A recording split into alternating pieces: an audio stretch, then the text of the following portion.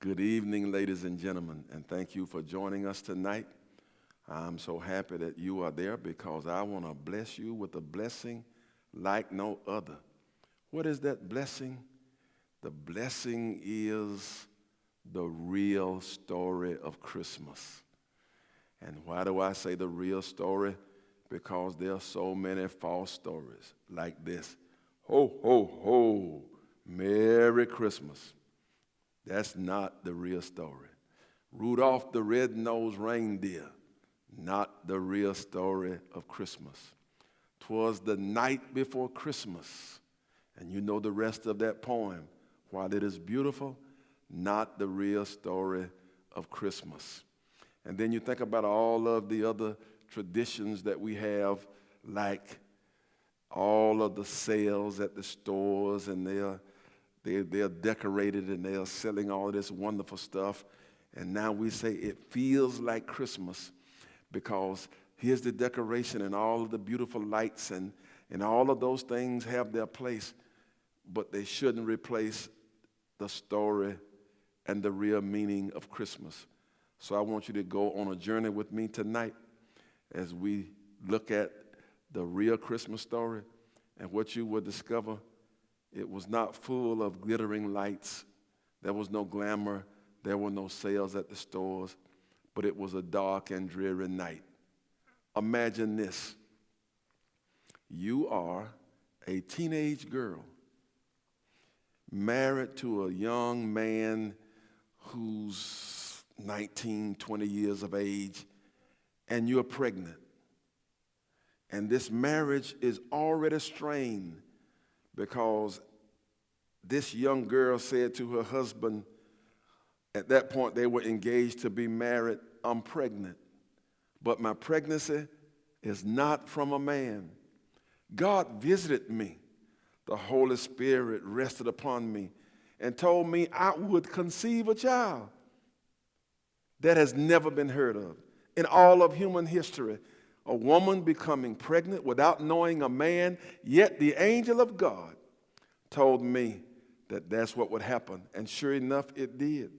And I shared it with Joseph, my espoused husband. And because he was such a gentle man, such a kind, loving man, he said, I'm going to put you away privately so that I won't bring shame on you. But I can't marry you. You're pregnant for someone else.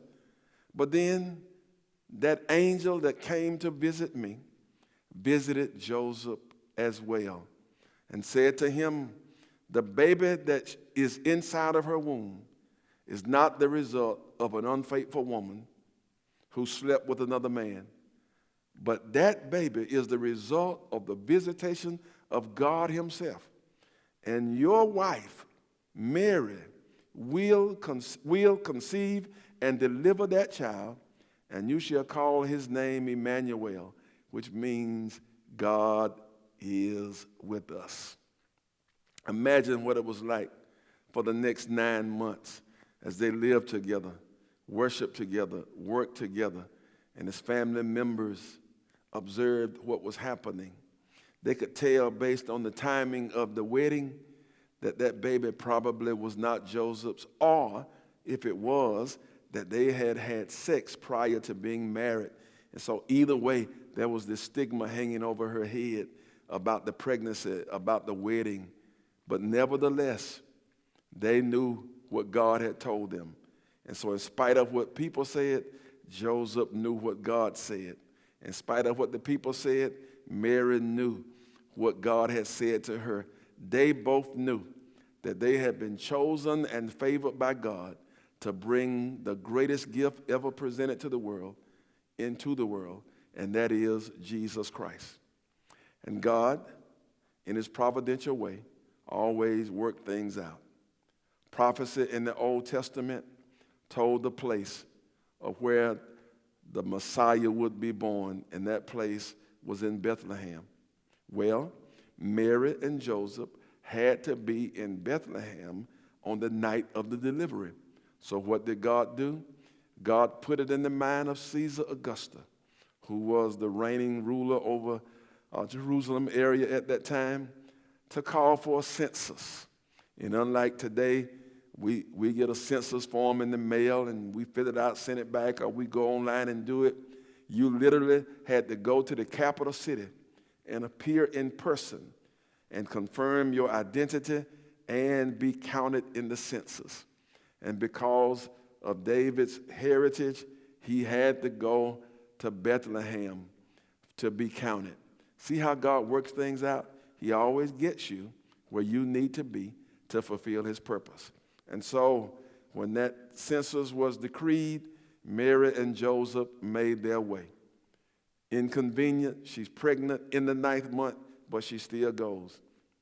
And here is how it happens. They arrive in Bethlehem, and Mary and Joseph starts looking for a place to stay. And because this census decree was for all the people, the others who got there first, they reserved all the rooms.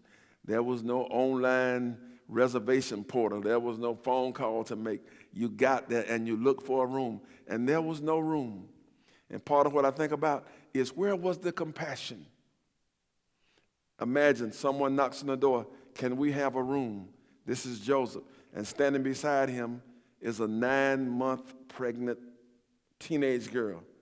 Can we have a place to stay? And they all turn them away. And again, it's God's providential hand.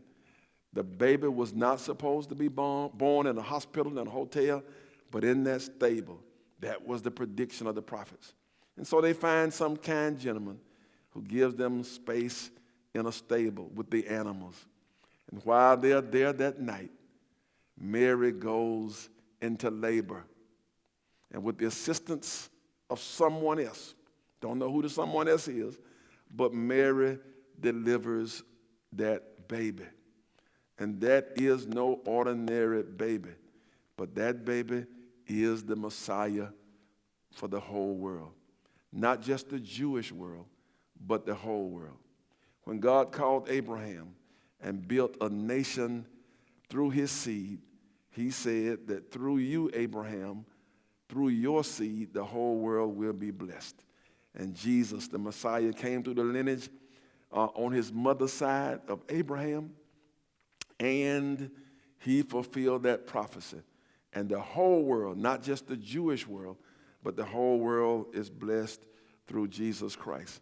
And so that baby was conceived, wrapped in cloth, and placed in a manger. Placed in a manger. Placed in a trough, the place where the swine, the livestock, whatever it was, would eat. That's where Messiah landed.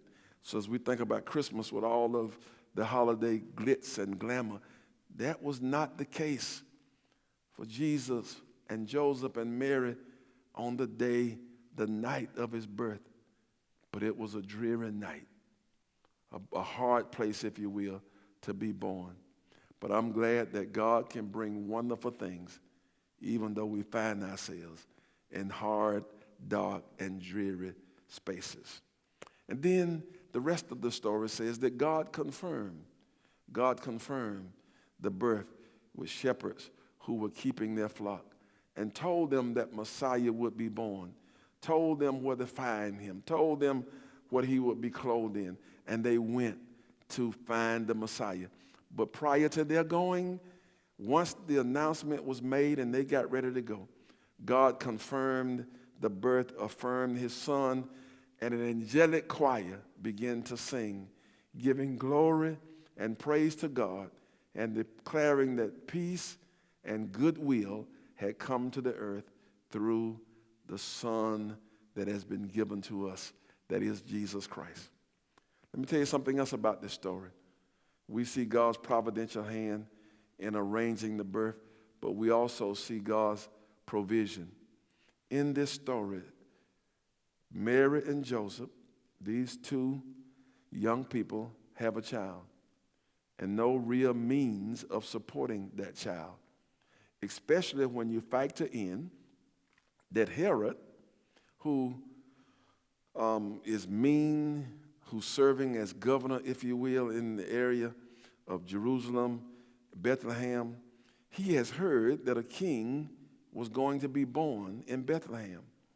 And because of his insecurity, He wants the king killed. And so he's asked people, when you find out where the baby is, the wise men and others, come tell me. I want to worship him. But he didn't want to worship. He wanted to murder the child, to annihilate the competition, if you will. But thank God that didn't happen, because the angel came to them and said, Joseph, Mary, I need you to take that baby, go to Egypt, and stay until I send for you, because Herod is trying to kill him. So how do these teenagers, how do this young couple go to Egypt and live, survive, and thrive? Well, God's provision. 3 wise men, somewhere in a desert, somewhere in the east. God speaks to them, gives them direction. Go to Bethlehem, you'll see a star. Follow that star, and that star will guide you to the place of the birth of my son. And when you go, worship him, and in your worship, give him gifts: gold, frankincense, and myrrh. And we just run by that. Gold, a very valuable commodity. Frankincense and myrrh, those were items that could be sold on the market for a whole lot of money. So those wise men worshiped them, but they also brought them divine provision. They had gold, they had frankincense, they had myrrh. These oils and the golds could be sold to take care of them. Don't know how long they stayed, but I tell you what, they didn't have to go on welfare, because God made sure they were faring well through the gifts of those wise men. And I say to you that just as God did with Mary and Joseph, God's hand of provision will still provide for us. Eventually, Herod died, and God sent for his son. He came back to Jerusalem, Judea, and began his ministry, and the rest is history. The world was changed forever because of the ministry of Jesus Christ in that area of Jerusalem, Palestine, whatever you want to call it. That's where the world was changed. That's where Christmas began. And so I close with this. The challenge to all of us is to remember that Christmas is just not a cultural celebration where we celebrate our traditions, the gift giving, and whatever else you do as a part of your tradition. But it's really about Christians, Christmas, the celebration of Christ, C-H-R-I-S-T, Christ, Mass, M-A-S, the celebration, the commemoration of Christ. And so I charge each of you in this Christmas season, let's keep the real story alive. Let's share it with our children and our children's children. Let them see evidence of that story in our home. And let's tell it over and over again. A virgin conceived and bore a son, and his name was Emmanuel, God with us. They called him Jesus. Thank you for being a part of this special message tonight about Christmas, and I pray that you will enjoy Jesus during these holidays and enjoy your family as well. God bless you and thank you.